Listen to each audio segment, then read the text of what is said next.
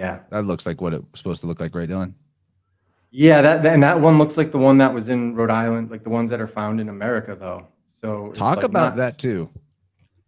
Well, so there was a runestone found where I grew up, and there's also one that I have got a post on this coming out that was called.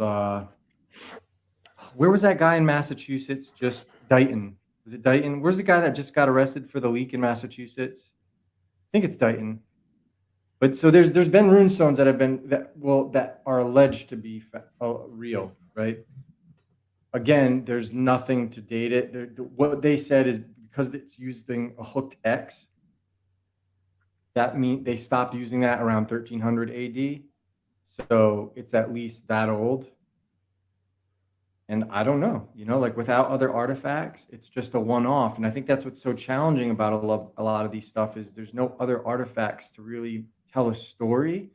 And going back to this thing I want people to keep in their mind, the world is not being enlightened by these runestones. Like, even if it was like waterfall, 200 paces, whatever, like if there was something like dangerous, just something that was like that necessitated going through this effort to inscribe these things. And you just see these like mediocre inscriptions that don't really enlighten anybody on anything. And a lot of times the interpretations are just very muddied. And so this Arstad stone, this is one of the first rune stones of the Elder Futhark.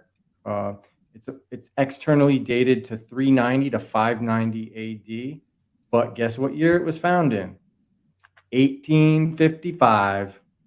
So nobody noticed it until 1855. So audience, 1, if it's legit, if it can't be forged, 2, if it's possibly forged. I'm gonna go back and watch, see what people think. When you guys are ready to go on the next one, we'll go on the next one. You guys want to comment? Quick funny thing to add here, because I always picture this when I see this kind of quality, this type of, if you want to call it quality. And if you know Monty Python on the Holy Grail, somebody wrote in Aramaic in a cave, and he was dying as he wrote it, and he wrote his death. It always looks like somebody's rushing to get something out on the death. Right. So it looks like somebody's on their deathbed. I don't mean to joke about it, but somebody's on their deathbed, like rushing to get this inscription out. It's never clean and polished, just like you're saying. You're totally right. And keep in mind, this isn't like 9000 BC, guys, where this would be like an incredible feat. This is a time where they're carving and mining marble and like all these amazing things. Yeah. Maybe not marble, but they're carving like realistic. That's seriously a good point, because contemporary to the date that they're giving to this, people were doing incredible things, right? Artistically. And all kinds of places. And Italy is in divided in two. Like Italy is like, you see, like, because Italy was Celtic and Germanic, right? And as the empire increased the traffic from all over the world, we were tasting the beauty of the world. So a lot of our ancestors, were mixed, whatever, right? But further north you go in Italy, it's more Germanic. And this, to me, if I were like somebody who identified as Norse, whatever, this would be like insulting to me. Thought my people were only capable. Yeah. So that's where I'm coming from. I'm actually a champion of the Germanic people. I feel a very close affinity. I grew up basically in a German household because my best friend from kindergarten's mother was from Germany.